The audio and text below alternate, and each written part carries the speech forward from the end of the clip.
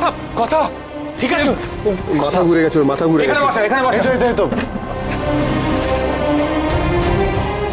ঠিক আছে। কথা কথা তুই ঠিক আছিস? আমি ঠিক আছি।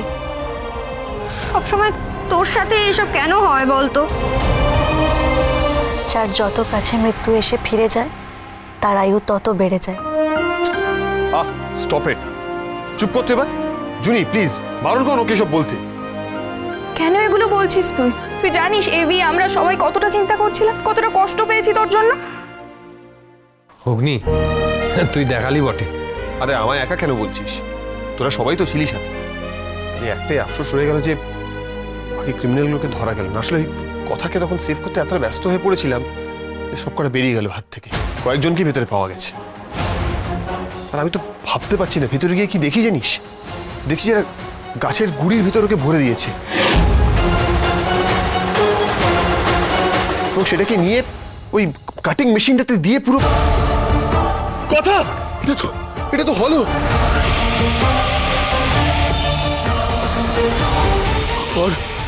কোথায় ভিতর আছে?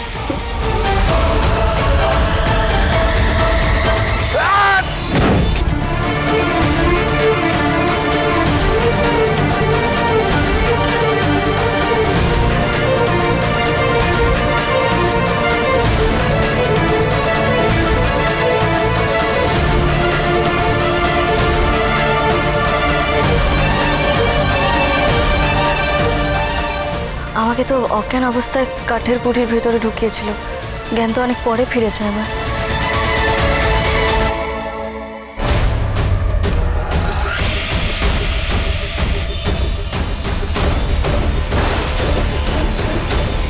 চেরাই কল গাছের গুঁড়িতে ভরে ওরা আমায় মারতে চাইছে। যাক কথা, তোমার যে নার্ভ ফেল করেনি এটাই সব থেকে বড় কথা। তোমার এই যে সাহস না, এই সাহসই তোমাকে বাকি সবার থেকে আলাদা করে কথা। আচ্ছা কথা কারা ছিল কিছু বুঝতে পেরেছো? জানাব বা রেচার মধ্যে কেউ ছিল বুঝতে পেরেছো?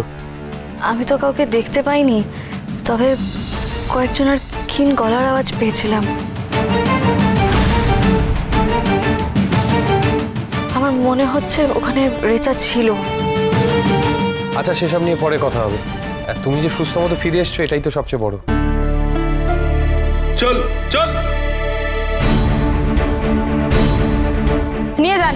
নিয়ে যান ওনাদেরকে। অফিসার সরকার, আপনার সাহায্য লাগতে পারে পরে। শুনেছি ক্রিমিনালদের পেট থেকে কথা বার করতে আপনার নাকি জুড়ি নেই। হ্যাঁ হ্যাঁ নিশ্চয়ই, আমাকে বলবেন, আমি চলে যাব। বলছি যে এবার একটু ওদেরকে নিয়ে গিয়ে ভালো করে আপ্যায়ন করুন, তাহলে আসল কথা বেরিয়ে আসবে। আপনারা সাবধানে আসুন। কথা সোম থেকে রবি প্রতিদিন সন্ধ্যে ৭টায় স্টার জলসায় ও জিও হটস্টারে।